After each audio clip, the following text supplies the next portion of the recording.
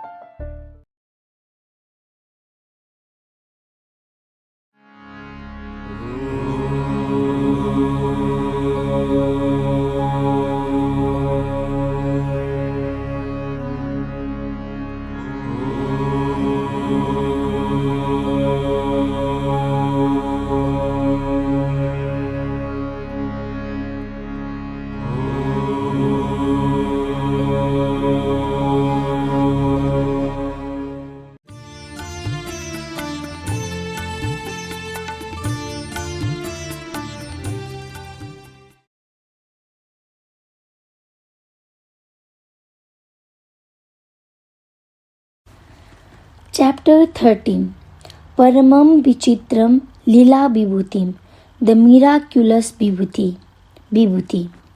What I materialize is a manifestation of divinity with a potent significance as well as symbolization. It is symbolic of the cosmic, immortal, and infinite nature of all forms of God.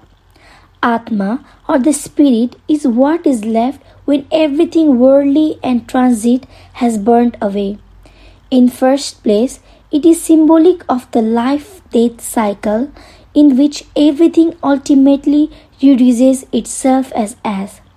For dust through earth and unto dust shall throw returnest, ash or dust is the final condition. It can undergo no further change. In the spiritual context, it constitutes a warning to the recipient to give up desires, burn all passions, attachments, and temptation in the fires of worship, which makes one pure in thought, word, and deed. It is a symbol of divinity, Baba. Vibhuti cancel cancer. Once, an advocate arrived at Prashanti Nilayam. He was a chronic smoker. Cancer afflicted his throat. Doctors advised surgery along with radiation and the chemotherapy. He desired to obtain Swami's permission before the commencement of the treatment. On arrival, the ever-merciful Bhagavan invited him into the interview room, asking him to hold his palms together to form a ball. He materialized and poured a large quantity of vibhuti into them and asked him to eat all. It was dark in color and tasted like bitter gourd. Swami affectionately cajoled and persuaded and helped him to finish it. After the interview, the man walked out and went into the canteen for a cup of coffee. As he was at it, his eyes fell on nearby pakoras, a savory dish crisply fried in oil. Unable to resist, he ate a plateful. Due to pain in his throat, he had not been able to eat properly for a long time, despite his keen desire and strong taste for food. But now he noticed that he could eat comfortably and release it. He was surprised. With his finger, he probed inside his mouth at the cancer-affected spot. He felt no pain at all. He realized that the cancer had gone. He was overwhelmed. Tears flooded his eyes as he remembered Bhagavan's mercy.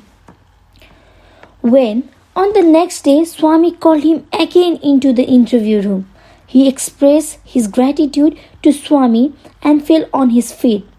He told Swami that he was proficient in Sindhi and begged to be permitted to translate and publish the Sindhi edition of Sanatana Sariti. Swami replied, "It is only for that purpose that I have made you come to Puttaparthi." From then on, the blessed person has been translating and publishing Sanatana Sarati in Sindhi. Dono Polo, tribal leader surrenders to him. Before its reconstitution, the region now called Arunachal Pradesh was formerly a part of Assam. Most of its people are tribals. They were demanding a separate state for themselves and were carrying on guerrilla warfare against the government of Assam. The government made every effort to please them and win them over. It spent crores of rupees in their territory on development programs, hospitals, roads, schools, and other facilities. Still, the tribals were not satisfied and continued with their separatist demand. In this situation, one of the tribal leaders fell ill with an undiagnosed disease. The government gave him plenty of medical assistance. It got medical tests carried out in reputable hospitals in Calcutta and New Delhi. Nothing helped. He was not able to eat anything at all. Whatever he used to eat, he would vomit it. His friends and relatives lost all hope. Sri Raja, Home Secretary in the state, had an idea that if the patient could be taken to the divine presence of Bhagavan Sai Baba, it might help. Permission was sought from the government of India. Ultimately, a group of 29 persons, including the ailing tribal leader, set out in the name of All India Tour, Bharat Darshan, and reached Puttaparthi.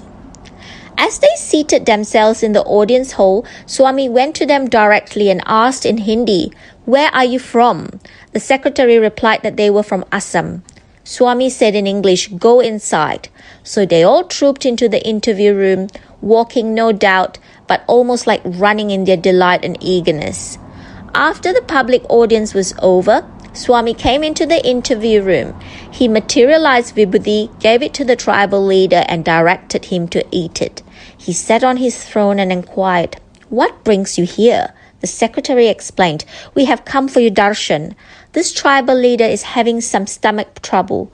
No treatment has helped.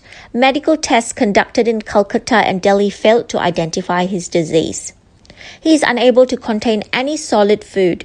As a result, tribal people of that region have lost faith in our medical system and procedures and hospitals. This man is a prominent tribal leader, and only you can heal him." Swami assured him, "Don't worry, he will be fully cured." Then Swami began to talk to the tribal visitors in their own language. He talked of the village and their environment. He mentioned how the villagers had thought of building a temple for the sun god and the moon god. As he talked, Swami materialized an intricately engraved circular copper plate 9 inches in diameter. On one side, the sun, and on the other side, the moon were carved. He drew their attention to the delicate craftsmanship of the plate and declared that the temple proposed to be built would become known as Donopolo, meaning the sun and the moon in their tribal language. He directed the astonished tribals to install this copper plate or yantra in the temple and to worship it regularly. He said that worship of God is always beneficial. He blessed them with vibhuti prasadam and the privilege of touching his lotus feet. The tribals took leave of him with hearts overflowing with joy and happiness. Then they made their way to the canteen for refreshments. The leader saw some white circular pieces of food and asked that they be served to them. The pieces are known as idli, a rice and black gram preparation. His companions were afraid that this solid food might cause vomiting and terrible stomachache as usual.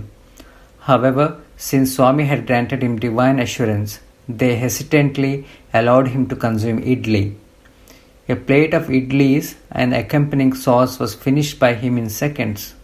Relishing it, he consumed another plateful. While his companions watched in unbelieving astonishment, this man, who had not tasted any solid food for several years, ate idli after idli, a good 32 of them. The group felt it was miraculous and enjoyed every bit of it. The leader told his friends, "This is no ordinary man. With a little vibhuti, he has completely cured me within minutes of a disease I had suffered for years and years. There is no doubt that he is God incarnate."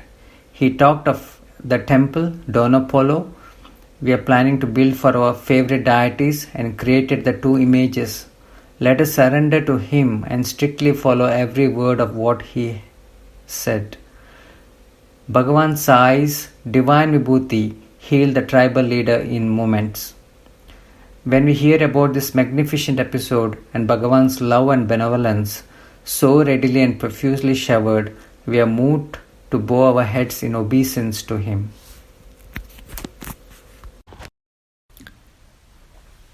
Wondrous potency of vibhuti. Vibhuti, the speciality of Bhagavan Sri Sathya Sai Baba, not only bestows good health, but in a wonderful manner fulfills other needs also. Patterson was a very successful businessman of Canada. He travels all over the world in connection with his business. On one of such travels, he came to India and met Dr. Balakrishna, son of Professor Bhagavatam. Dr. Balakrishna invited him to his home. The residence was decorated like a temple. In the middle of the puja dais, there was a throne on which beautiful photograph of Swami was placed. Patterson was quite impressed and inquired whose picture it was. Dr. Balakrishna told him about Baba and his divine powers, his love and compassion, and how he incarnated in answer to the prayers of devout and saintly persons of eminence for bringing about the deliverance of humanity. As Patterson heard about Baba, his interest grew. He also felt very pleased. He asked Dr. Balakrishna for something like a memento or token so that it would serve to remind him constantly about Sri Sathya Sai Baba. He probably expected a photograph or picture of Swami. But Dr. Balakrishna thought of something more precious. He felt that the best memento of Swami would be Baba's vibhuti. So he gave Patterson a small packet of it. Patterson felt somewhat dismayed and asked, "Ashes? Do you give me ashes to remind me of this great yogi?" Balakrishna gently replied, "These are no ordinary ashes. It is divine vibhuti. It is priceless, invaluable. If you get into some serious trouble and you think that Swami's compassion alone can save you, put a little of it in your mouth and pray to him." Patterson returned by air to New York via London. He was given a seat among women and children. They were making terrible disturbance and noise, and he felt unduly disturbed and very uncomfortable. As the aircraft was nearing London, he suddenly remembered the packet of vibhuti and Dr. Balakrishna's description of its virtues. He immediately opened the packet, placed a little of the holy powder in his tongue, and earnestly prayed to Sri Sathya Sai. He asked Baba to see that he is provided a more comfortable seat at least on his onward journey from London to New York. When he landed in London, he was surprised to hear his name on the public announcement system. The announcement mentioned him by name and directed him to go to the airline office immediately. When he reached there, he was told that he was allotted a seat in the first class on the London to New York flight. He was immensely pleased and offered to pay the extra charges. The officer on duty told him, to his utter surprise, that the additional fare had already been paid on his behalf. Patterson's heart leaped. Just by consuming a little of Baba's vibhuti and remembering the name of Baba, he could get Baba's helping hand thousands of miles away and have his wish fulfilled. He was moved by Baba's mercy and love. How wondrous is the potency of Baba's vibhuti! It is not only the holiest one, but also it cures any ailment, however chronic it is. And it has the potency to fulfill any desire of the ardent devotee. What a miraculous one! Let's daily use it with love and devotion. Paramam pavitram Baba vibhutim, paramam vichitram leela vibhutim, paramartha ishtartha moksha pradhanam, Baba vibhutim idamashrayami. Our humblest homage to that embodiment of love and compassion. Om Shri Sathya Sai Parabrahme Namaha. Shanti, Shanti, Shanti. End of chapter 13. Chapter 14. Divine Miracles Beyond Boundaries. Whoever you are mine. I will not give you up. Wherever you are near me. You cannot go beyond my reach. Baba, I pull the wires of this puppet show. Wherever you may be, remember that the string attached to your leg is in my hand, said Sri Sai Baba of Shirdi. Sri Sathya Sai Baba is demonstrating that he is using the strings to draw people to his feet like drawing little sparrows. The Eternal Savior, John Hislop and the Image of Jesus. This is the story of Dr. John Hislop of Mexico. Ever since his 16th year, he was attracted to spiritual pursuits. He was an earnest aspirant, a sadhaka, who was deeply engaged in the search for truth.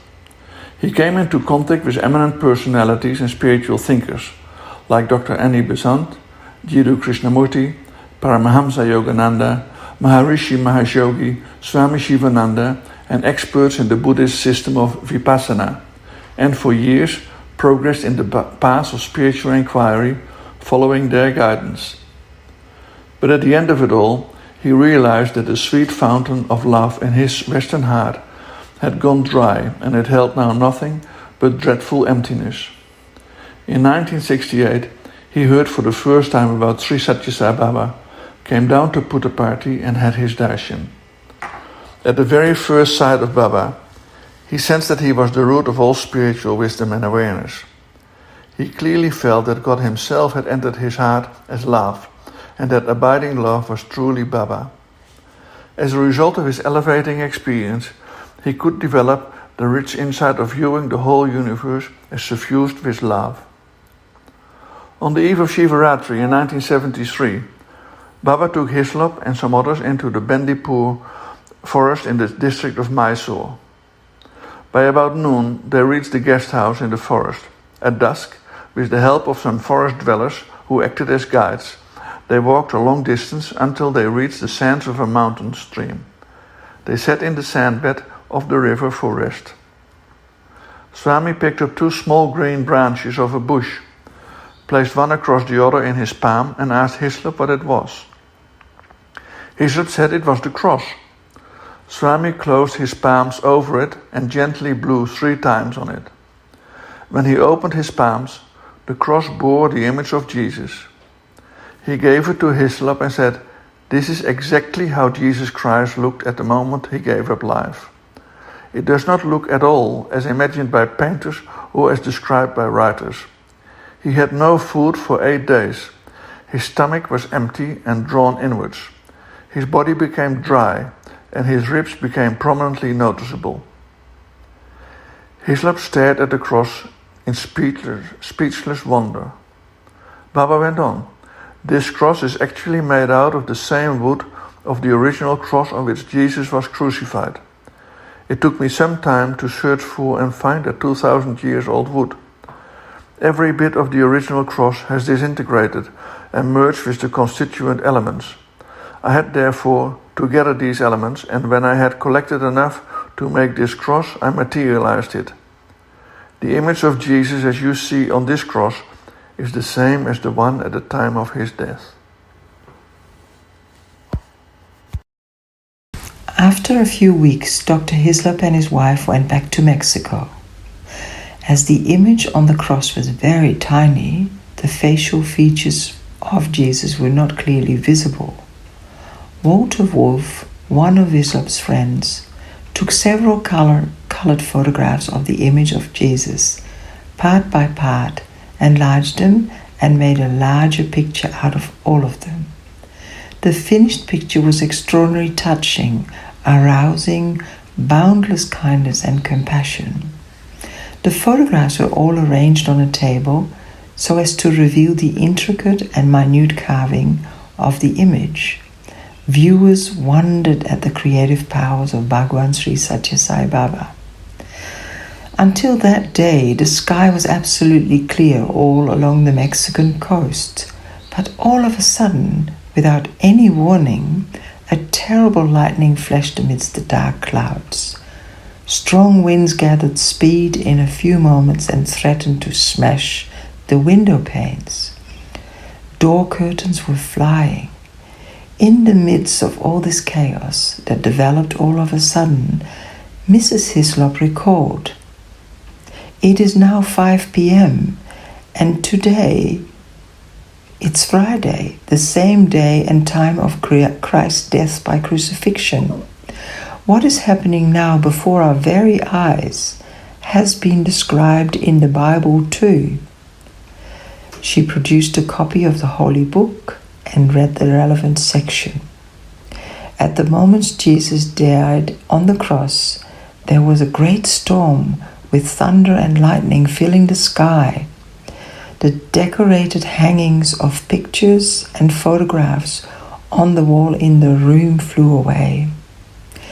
Everyone present there in the home of Hislop felt delighted at witnessing a phenomenon too wonderful for their imagination. On the next day, the Santiago Tribune, the paper, reported the heavy storm that had suddenly occurred quite unexpectedly. Hislop and his friends felt that there must be some sort of relation between the sudden recurrence of the out-of-season storm that had reportedly occurred 2,000 years ago and the cross materialized by Bhagwan Sri Sathya Sai Baba. When Dr. Pani Banda reported this incident to Swami, he confirmed that the incidents had actually occurred and that they were truly related as guessed by Hislop and his friends. Indra Devi. Born a Russian, Indra Devi had mastered yoga from India. She discarded her original Russian name, Dr. Mrs. Kanwar, and assumed the Indian name of Indra Devi. She used to teach yoga in her ashram in Tecate in Mexico. When she was 60 years old, she happened to meet Howard Murphy in Madras and heard from him for the first time about Sri Sathya Sai Baba. She was not particularly impressed. Once while in Mumbai, she happened to see the treatise Bhrigu Samhita, which was in the possession of Chaya Sastri Kantilal Pandya. She looked for and found what was written about herself in that book. She read, "Because of the punyam accumulated in your earlier lives, you are about to have darshan of some exalted personage. Even at this moment, you are under his protection." The account further clarified, exalted personage means God. In 1996, when she was in her 66th year, she had the darshan of Sri Sathya Sai for the first time. At the very first sight, she developed strong faith and belief in Swami's divinity. Swami gave her an interview and asked what would she desire to have. She did not ask him for worldly wealth or even salvation. She simply prayed, "Swami, please light up the spiritual lamp in my heart." Swami materialized and gave her a locket and vibhuti and assured her, "Whenever you need anything, ask me. Irrespective of the physical distance between us, I will hear your prayer. I will always be with you." There occurred once a vast fire in the Mexican mountains that destroyed thousands of houses and many acres of forest. It was feared that the conflagration might consume the SAI institutions in Mexico and the USA. Unable to withstand its fury, many people abandoned their homes and possessions and fled for their life. Traveling by car, they reached the top of a mountain and took refuge in a house. They spent 4 hours there praying to Sai Baba. The fire raged below them all around the mountain. After it died down at last, they returned fearing the worst. To their relief and surprise, they found that the Sai Nilayam of Indra Devi was unscathed, even though everything around it got completely gutted. The unscathed Nilayam, untouched by fire, the prayer hall remained as beautiful as ever. They felt that Baba had personally stood guard at the place and safeguarded the Nilayam. At the precise time this daunting fire was raging, Indra Devi was in Chicago giving a discourse about Bhagwan Sri Sathya Sai Baba. She saw the ravage and severity of the fire on television. She also read in the newspapers that the fire had occurred quite close to her Sai Nilayam. But she was not at all worried. She thought, "It belongs to Bhagwan. He will do with it as he wishes. If it is his will that it should burn down, so it will." True to her steadfast faith, the institution remained absolutely safe. A few days later, she received an invitation from Baba to come over and inaugurate the Women's College in Anantapur. She came all the way from Mexico and participated in the celebrations. Before she left for Mexico, Bhagwan materialized for her a locket bearing the image of Goddess Lakshmi. While giving it to her, he said, "This is for your home. This will protect it. Hereafter, it will never be threatened by the hazards of fire." When Indra Devi came to Puttaparthi, she organized yoga classes for the benefit of school children. Baba was pleased with her services. He materialized a diamond-studded ring for her. She had long ago given up wearing any jewelry, but she would wear this ring, she thought, provided it bore Swami's image. Swami sensed her thought. He took the ring back and gently blew on it. Immediately, it changed its form. Now it bore a small stone with Swami's image on it. Swami put it on her finger himself and said, "Whenever you wish, you can see me in this ring. Only you and nobody else can thus see me. When you look into this ring, you will find me exactly as I happen to be in India at that moment, and you can see what I am doing." Indra Devi was once in California. She looked into the ring and saw Baba sitting in a white car. She recorded a note in her diary. Swami is traveling somewhere. On another occasion, she found Baba talking to devotees seated in front of him in a semicircle. The scene she felt was not of Prashanthi Nilayam. She noted that detail too in her diary. Sometime later, when she came to Prashanthi Nilayam, she checked up with Sri Kasturi about her visions. He confirmed that the first one showed Swami while on tour. Indra Devi questioned, "But Swami's sky is not white." Sri Kasturi clarified that at the time of her vision, Swami had indeed travelled by a white car. The second vision was also explained by Sri Kasturi. It happened in far-off Kerala. On 21st November 1970, in the course of the 4th All India Conference of the Office Bearers of Sri Sathya Sai Seva Samitis held in Prashanti Nilayam, Indra Devi spoke in the presence of Bhagavan. In her speech, she referred to the above two incidents. Sri Kasturi quipped, "So, you have been spying on Baba." Sai Baba, as well as the entire audience, burst into laughter. Indra Devi rendered invaluable service to spread Swami's message in the USA through films, books, and other lectures. During her campaign, she faced an unexpected problem. Those who attended her gatherings began to request for vibhuti materialized by Swami. On her next visit to India, she mentioned this to Swami. Suddenly, a beautiful silver container with a lid materialized in Swami's hand, as if someone had handed it over to him from above. Swami showed it to her and said, "This is a container of inexhaustible vibhuti. You may distribute any amount of vibhuti from this. It will never run out." He emptied the entire quantity in it on a piece of paper and gently tapped it.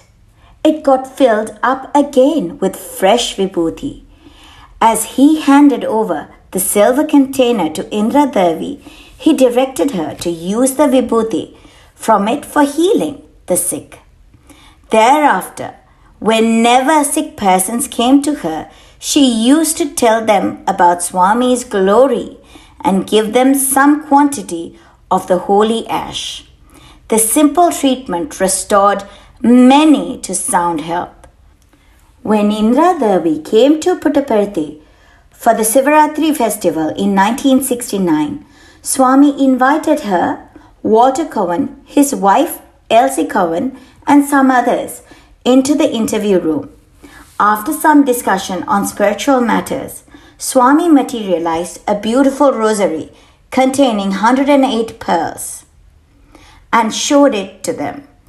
Everyone was anxious to see to whom Baba would present it. Baba said, "This is no ordinary rosary. It is extremely potent. It can heal every chronic disease. This is very essential for the service which Indra Devi is doing." The precious rosary was presented by Baba to Indra Devi. She was in tears of joy. "Swami, will it heal any and every disease?" she asked. Baba replied, "Except those caused by evil karma deeds inherited from earlier lives. It heals every disease. Even I will do nothing for those who suffer from the inherited karma." Attendance at the bhajan in Indra Devi's yoga center began to grow. Many of them used to press her to initiate them into some sacred mantra. Unable to cope with such insistence, she took her problem to Swami. He advised her, "The most potent of all mantras is Om. But, as you know, it cannot be given to any and every person. When someone asks for initiation into mantra, look at me in your ring and ask me, whatever mantra comes to your mind at that moment, give that to the seeker. It shall become the mantra coming from me." With these words, he granted her the spiritual authority and competence to initiate devotees into holy mantra. Indra Devi was blessed thrice over. Firstly, she was blessed to be able to have Swami's darshan any time of her choice. Secondly, she was blessed with the power to heal the sick. And thirdly, and most importantly, she was blessed with the spiritual authority to initiate aspirants into mantra. She could thus control the physical well-being as well as spiritual progress of devotees. And she had also the additional privilege of accessing Bhagavan at will on her spiritual internet, if we may so describe it. It is worthy of note that Swami has not granted even one of these three blessings to any other person. Dr. Frank Baranowski was a professor of physics at the University of Arizona, USA. He acquired special skills in Kirlian photography, biomagnetic field radiation photography, for photographing the multicoloured aura of illumination that envelops every living being, including humans, with a special camera known as the Kirlian camera. The colour, contrast, intensity, breadth and depth, as well as brightness, vary from person to person, and also with the bodily health and intellectual and spiritual level of the subject. While it may be about a foot deep for ordinary persons, it could extend to even 2 feet all around in the case of great thinkers, yogis, and spiritually evolved persons. This aura comprises luminosity of innumerable shades of colour. When the person is quite healthy and cheerful, it will be white. When he is in a mood of affection, pity or compassion, it will be bluish. When the mood is of intense love, the colour turns rosy. In anger and hatred, it becomes red. Moreover, this illumination is not ordinarily visible to the naked eye. 1 in a million might have the gift of seeing it, but with the Kirlian camera, the aura can be clearly photographed. In fact, even the changing mood of the subject can be seen in such pictures. Dr. Baranowski used the Kirlian camera for taking photographs of auras of thousands of world leaders, kings, queens, holy persons and religious heads. He did not come across any person with auras extending 2 to 3.5 feet in breadth. Dr. Baranowski had read some books about Baba in America. He heard about his divinity, but he did not form any firm faith in him. On the Christmas day of 1977, he happened to visit a certain home. Members of that family, being Sai devotees, were celebrating Christmas singing Sai bhajans. Not quite relishing it, he removed himself to a room on the upper floor, put out the light and went to bed. On a table in the room was standing a photograph of Sri Sathya Sai with an unlighted candle in front of it. Even as he was looking at it, there was a little crackling sound and the candle suddenly burst into flame. No one had come in, no one lighted the candle. How did it get lighted? He was somewhat puzzled, and he once again looked at the photograph and saw Swami smiling at him. The very next year, that is, in 1978, Dr. Baranowski came to India to participate in a conference being held in Bangalore. He made use of that opportunity to travel all over the land and to photograph with his Kirlian camera hundreds of yogis and holy persons. In no case did the aura exceed 2 feet in breadth. One morning, he saw Swami for the first time in Whitefield, early at 5 a.m. When he set eyes on Baba, he was stunned.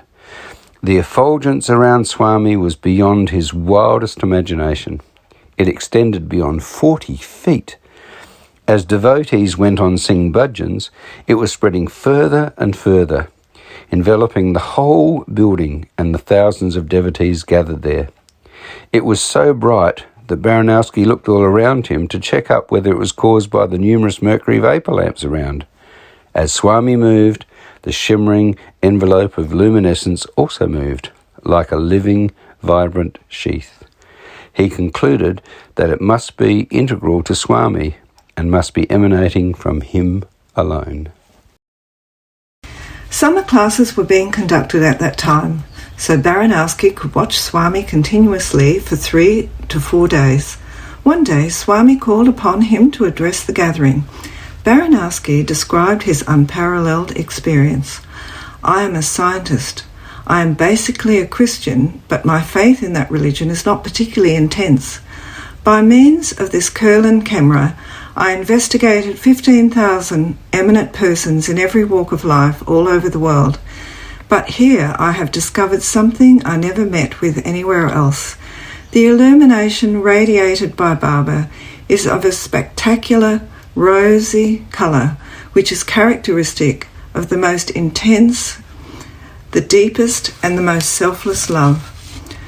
What is also unique is that his aura spreads and submerges not merely this audience hall, but far beyond, as far as I can see, like a flood of light. It is engulfing everything. This rosy luminescence is also displaying silver and gold streaks, intensely bright and perfectly clear. Here is a fantastic spectacle which I have never encountered till now. Swami is the full embodiment of love, Sampurna Prema Murti. When Swami comes near us and touches us, that effulgence is flowing into us also. We are getting immersed in that mighty stream of ethereal glow. Swami is the walking personification of love. As I am speaking here, you will notice that my body is shivering. Don't you see? But this shiver is not because of fear. The superhuman aura that surrounds him in indescribable glory is so moving that my body is shivering uncontrollably. Swami materialized a diamond ring and gave it to Dr. Baranowski. He also gave him the much sought-after interview. Swami spoke about his month-old grandson and told him, "The day you return to America and reach home, your grandson will be the subject to a surgery. Don't worry, the operation will be successful. The baby will be restored to complete health." Swami told all this on his own. Dr. Baranowski made no mention of the baby at all. However, he did not pay much heed to Baba's words about the child. He was aware that doctors had said that the operation could be performed years later after the baby grew up. He was therefore surprised to learn on reaching home that the baby had indeed been operated upon that very day. The doctor who performed the operation was an Indian. Dr. Baranowski told him all that he had experienced in Puttaparthi and showed him the diamond ring presented by Swami. As Swami had assured him, the baby got well soon. Dr. Baranowski was surprised at Swami's Sarvayantva, total awareness of past, present and future. In fact, Dr. Baranowski was the disciple of Ulf Messing, a Russian philosopher. Ulf got interested in spiritual aspects of life even at a very young age, and at the age of 15 he began his search for spiritual knowledge. In the process, he came to India in 1936 and was travelling on a train to Anantapur. At Kamlarpur railway station, he was amazed to see the young Sathya Sai Baba, who was barely 10 years old. But Ulf noticed the unfathomable aura around the boy and exclaimed, "What a divine personality he is!" Ulf followed young Satyam to his home, but could not meet him. On his return to Russia, Ulf set up a training centre to train young people in the use of Kurlan camera, and before his death, asked one of his students, Dr. Baranowski, to go to India and study Sai Baba. Dr. Baranowski was amply blessed. He was given the unusual opportunity to investigate Swami's divine power with his scientific equipment, and fully convinced by what he found, he proclaimed the same to the whole world with the deepest conviction. Dr. Art Ong Jum Sai. It was around 1945. The Second World War had not ended yet. Bhagavan Sri Sathya Sai materialized himself in front of a house in Bangkok. He called the lady of the house, gave her some vibhuti and told her to sprinkle it all over the roof of a house and disappeared. He spoke in her own language. She saw that powder given to her looked like white sand. She did not, however, disregard his words and sprinkled it all over the roof of her house. Within a few minutes, an air raid took place. All houses in the neighborhood, except hers, were destroyed with bombs bombarding all over. At Ong Jumsai Na Ayutthaya was a young boy in the family. In due course, At Ong became a student of science. He obtained a doctorate degree from the Imperial College of Science and Technology. He worked as an advisor to some ministers in his country and rose high in the professional echelon. In 1971, NASA of the USA advertised for a post of a scientist in connection with its project of sending an unmanned space vehicle to explore Mars. At Ong applied and got the job. The project was to land a vehicle safely on the surface of the planet, overcoming all odds, and to collect material from the planet's surface for investigation in NASA. At Ong was given the task of planning and designing the equipment needed. Arrangements were made to build a model of Mars in the laboratory with similar characteristics, a model of the rocket and the surface lander, and to carry out investigations. Funds required for the entire project were to be provided by NASA. In a few months, At Ong was able to develop the needed equipment that was to be tested in the laboratory. But, as had earlier been feared, the landing unit burned off as soon as it entered the Martian atmosphere. After some more months, At Ong built another, but that too met the same fate. It went on for a few times. The whole project deemed doomed. Enormous outlays of money went to waste. Poor At Ong did not know what to do. He felt terribly depressed. Finally, he could make a successful one. It successfully completed laboratory tests without any hitch. A life-size rocket, which was named Viking, was readied and in due course launched. It was successful and samples of materials from the Martian surface could be obtained. At Ong realized that more than his own efforts, it was an invisible hand that helped him in his success. Following this, he abandoned the pursuit of science and busied himself with the search for God.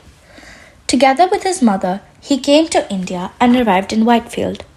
Bhagwan asked At Ong to work in the Sathya Sai organization and spread spiritual education linked to human values.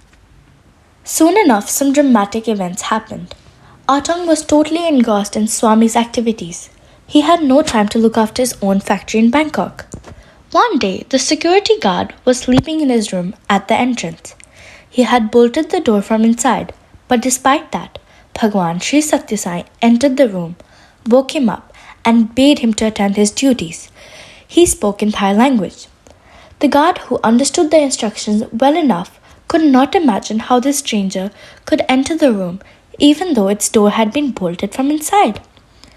The next day, the same thing happened.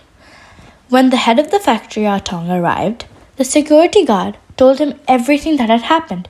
He apologized for his lapse and added the whole incident was quite baffling and inexplicable.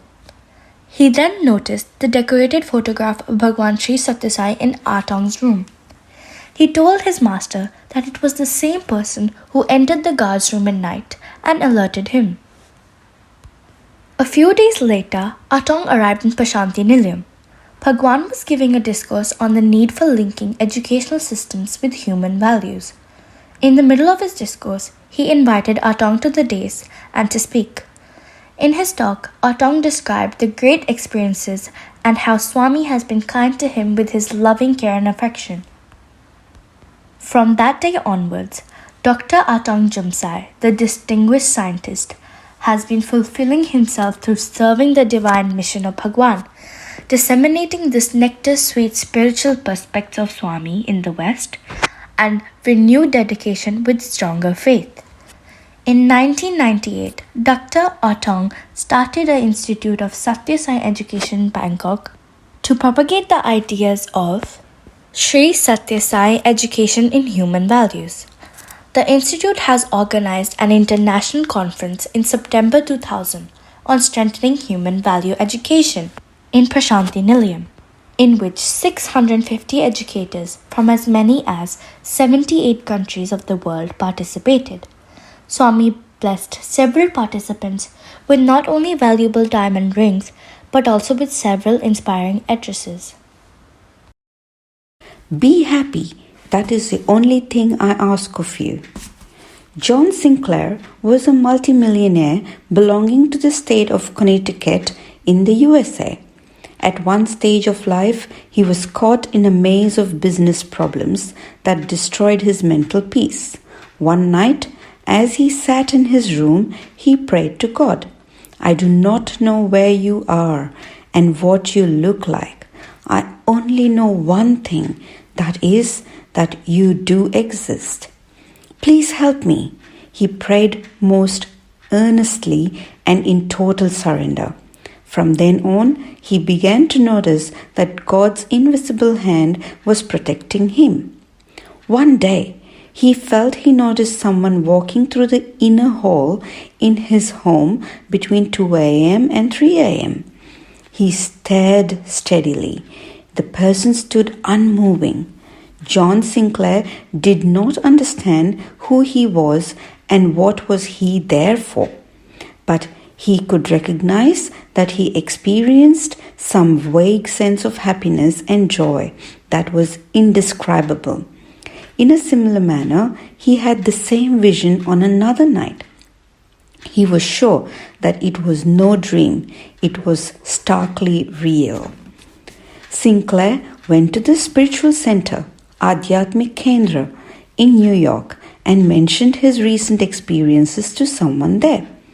The person said, "Just a minute, please," went inside and returned with a small packet of vibhuti in his hand, and as he gave it to Sinclair, uttered, "Sai Ram." He also spoke at length about Bhagwan Sri Sathya Sai and assured him that it was Swami who had given darshan to him. Sinclair was deeply touched. He was but a mere businessman in far-off America. His knowledge of anything spiritual was next to nothing. He had not read even a single book about Sri Sathya Sai Baba. Yet the Lord had visited his home in person and granted darshan to an insignificant person like him. In his mind, he fell at the lotus feet of Swami at that moment. His heart began yearning for Bhagwan's grace and for Bhagwan's love. Very soon it grew and assumed unbearable intensity. As a consequence of that unbearable yearning to Baba and also Baba's compassion, Sinclair set off for Prashanti Nilayam. On arrival, Swami invited him into the interview room and said, "I came twice to you." Sinclair stared at Swami in bewilderment. Swami continued, "I have done a lot for you. I have given plenty to you. Even then, you have no peace? Why don't you do something for Swami?" When he heard Swami's words, Sinclair was prepared to give whatever Swami asked for. He said, "Surely, Swami, most certainly." Swami smilingly told him, "Be happy always. That is the only thing I ask of you."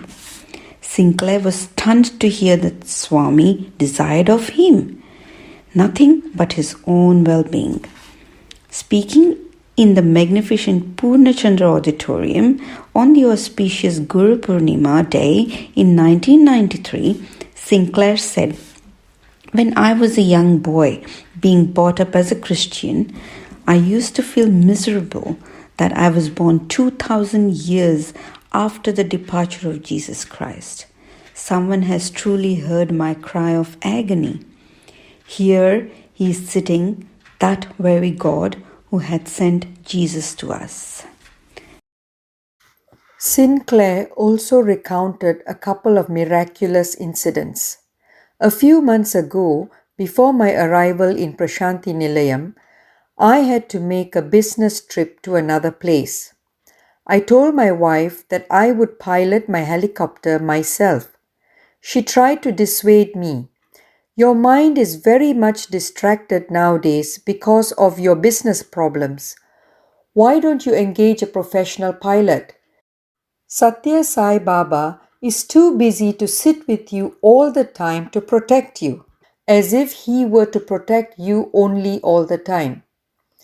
He has got far too many people to look after. Why do you waste his precious time?"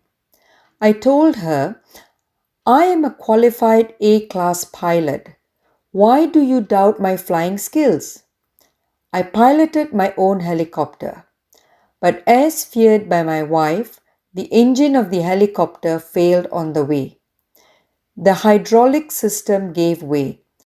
I lost control of the craft and I knew that death was certain. I pulled out Swami's photo from my pocket and looked at it. The next moment, I found Swami right in the helicopter. He piloted it skillfully and landed it safely on the flank of a hill. He opened the side door, pulled me out carefully, pushed the helicopter away and disappeared. That is how Bhagavan has been saving me, time after time, drawing me closer and closer to his lotus feet. I will now describe to you a more astonishing incident.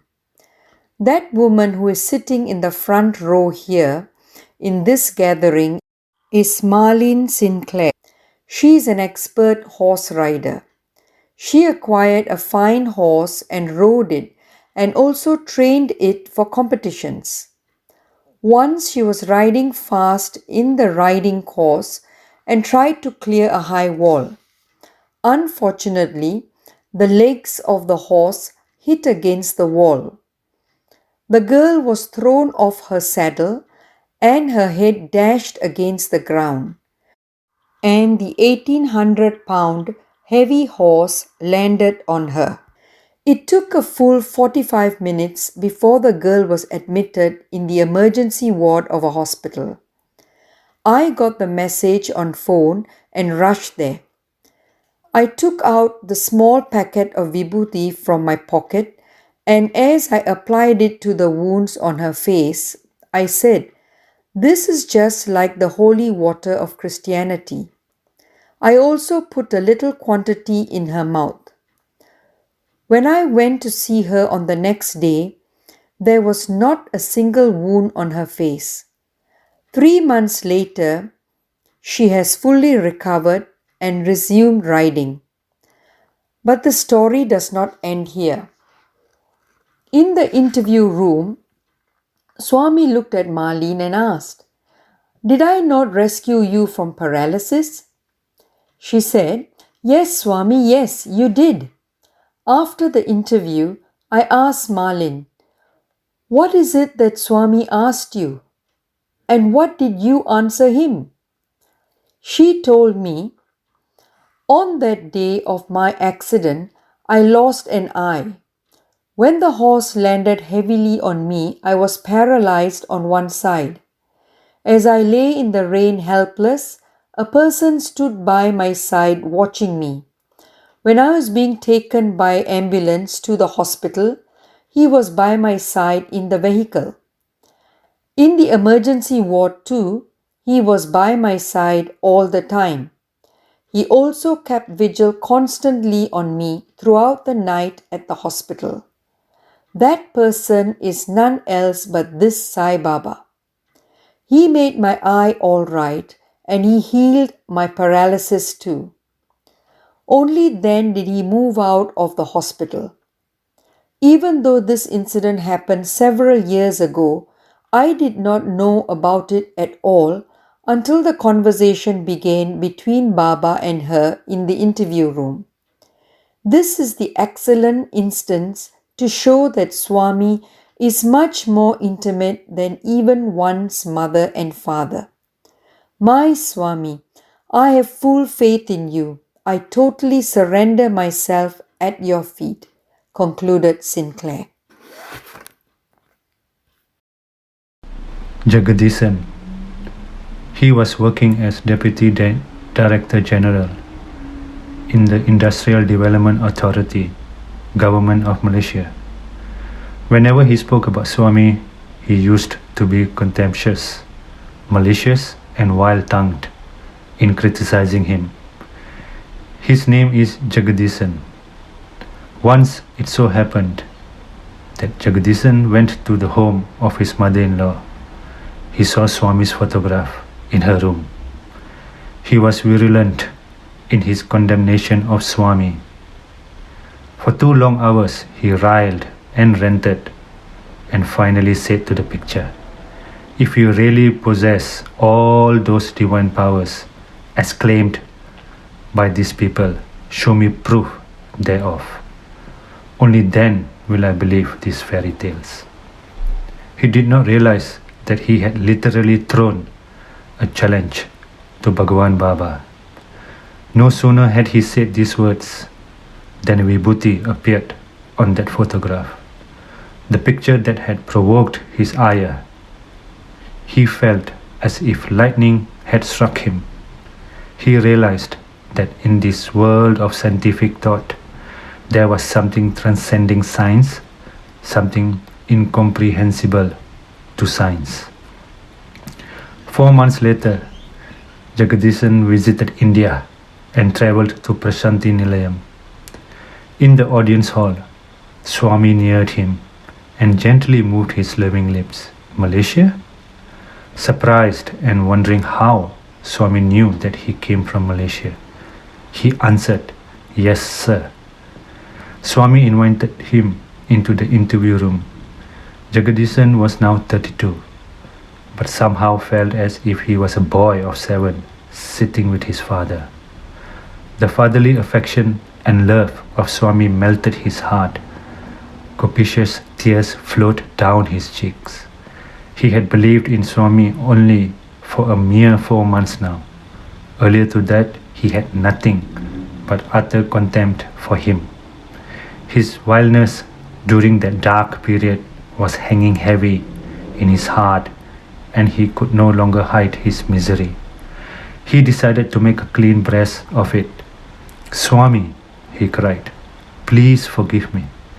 Till 4 months ago, I had never believed in you." Bhagavan shook his index finger from left to right and again to left and smilingly said, "Ha ha, you were not a mere non-believer. You strongly opposed. You were a strong opposition." Jagadisan collapsed in grief and shame. He fell at Baba's lotus feet and began literally weeping. Swami held his shoulder and slowly raised him. "Don't cry, Bangaru. Don't cry. Swami knows everything." Nowadays, at Swami's suggestion, he is functioning as the central coordinator for the Sathya Sai organizations in the East and fulfilling his destiny in the service of the Sai spiritual mission. Mala Vikshepa Avarana. In one of his discourses, Swami pointed out that man is gifted with intelligence and discernment, yet he is not able to recognize his true self. The reason for this, said Swami, is the cumulative effect of the deeds, karma, done in previous lives. Because of good deeds, sat karma, one takes birth as a human being. However, if in this human birth a person indulges in doing evil, like adultery, thievery, untruthfulness, and so on, the consequences too will be evil. These are of three types of evil nature: Mala, Vikshepa, and Avarana.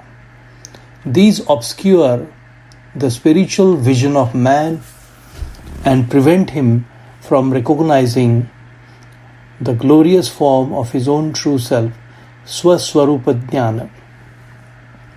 Swami then proceeded to elaborate what Mala, Vikshepa, and Avarana mean. Mala is the cumulative effect of the evil deeds done during previous lives. As an instance in point, here is a story. A diamond merchant was going on a business trip. He travelled on horseback, and as he rode fast, his bag containing diamonds dropped on the ground unnoticed. Two friends travelling behind him found it. At the sight of the precious diamonds, avarice took hold of their minds. Each wanted to grab it for himself. While the younger one kept watch over the bag, the other went searching for food. On the way, he got another vicious idea: to eliminate his friend altogether. Accordingly, he mixed poison in the food meant for his friend. He came back and told the waiting friend, "Dear younger brother, have your meal first, and while you eat, I'll keep a watch on the gems." The younger one had his own plans. As the elder one bent over, the younger brother dealt a savage blow on his neck with a heavy sword. Jubilant that he was now the sole master of the gems, he ate his food with relish, but as it had been contaminated, he too died of poison. Although the two friends did get hold of the precious diamonds, they could not derive any benefit therefrom. It is Mala that led them to evil conduct. The root cause of Mala is evil thought and evil deed, which can be destroyed only through incessantly remembering and thinking of God. There is no other way. Next is Vikshepa, which means lack of steadiness of mind. Ramakrishna Paramahans was serving as priest in the majestic temple of goddess Kali in Dakshineshwar. That temple had been built by a pious lady called Rani Rasmani. She visited the temple one day and asked Ramakrishna to sing a song in praise of Devi. While he sang, devotees including Rasmani were moving their heads in tune with the song. Paramahamsa suddenly stopped singing and gave a resounding slap on Rasmani's cheek. He scolded her, "Your body is here, but your mind is elsewhere on property litigation in the High Court in Calcutta." She was noble and devout, so she took her chastisement in proper spirit as a deserved punishment for her unsteadiness of mind, that is, Vikshepa. To distance mind from Vikshepa, there is only one way: relentless practice of concentration and single-mindedness. Now comes Avarana. I am a student, I am a teacher, I am a Brahmin, I am a Kshatriya, I am a woman, I am a man, and so on. In this manner, a person falls into delusion. I am this body. Ignorance, ajnan of this kind is avarana. If you meditate deeply and with discernment, vivek, you will soon realize that you are neither a student, nor a teacher, nor a Brahmin, nor a Kshatriya, nor a female, nor a male. The reality, the truth is, you are the embodiment of Atma. To recognize this reality is to get over avarana. A pregnant tigress was crossing a river when she suddenly gave birth to a cub. The mother was swept away by the rushing waters, but the cub reached dry ground somewhere downstream and joined a herd of sheep. Mixing with the sheep day after day, in the course of time, it totally forgot its true identity of a tiger. It ate grass like the sheep did, it bleated like the sheep. It completely lost consciousness of its natural and inherent strength and capability. Sometime later, a tiger attacked the herd and noticed the tiger cub in the midst of the herd and was surprised to see it behaving just like a sheep. The tiger caught hold of the cub and dragged it to the water pool. It pointed to the cub's image in the water. Look, you're not a sheep, you are a tiger. Recognize your true identity. Only then could the cub learn the truth. The only way to remove avarana is through total surrender to God, Daivarpana. In his discourses, Swami addresses us as Divyatma Swarupalara, embodiments of the divine Atma. He is thus time and again reminding us of our true identity. He is constantly exhorting to each one of us, you are not merely a body of flesh and blood. You are the embodiment of Atma. We realize that Mala, Vikshepa and Avarana can be got rid of by constantly having Swami's name dance on our tongues.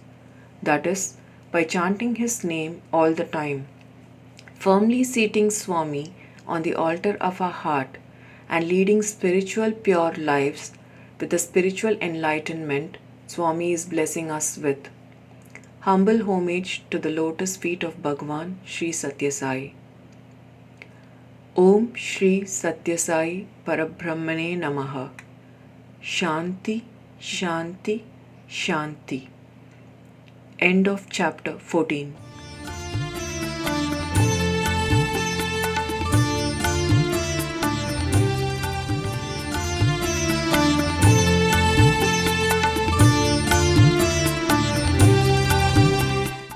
Sai Ram. Have you read the Tapovanam? It is a holy book for daily recitation about the sacred life story of Bhagavan Sri Sathya Sai Baba. It is to be read as a spiritual exercise dedicated to the Lord. The continuous reading or listening of this book will take us back to the glorious life of Swami. When participating in this holy activity, while focusing on Swami, you will be able to develop your focus and concentration as well as notice an elevation of your inner being. It also brings about a pure heart and sends positive vibrations of peace and love to all mankind. Every event and incident here will take you closer to spiritual realization. The completion of this spiritual activity with devotion and dedication will earn you the grace of our beloved Bhagavan. So do not miss this opportunity. Save the date, make the time and join us for this devotional reading. Sai Ram.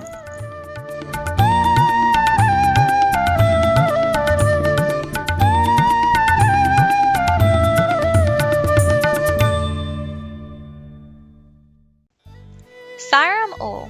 Just a reminder, we are now live on YouTube and Facebook. You can search on YouTube for Sai Organisation of Australia. Please subscribe to the channel and click on the bell icon to receive updates and reminders of our upcoming inspirational programs.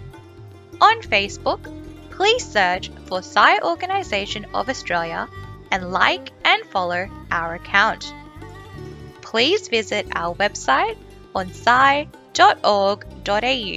to keep updated with upcoming programs in the 96 days devotional offerings, news of our service activities, and inspirational updates.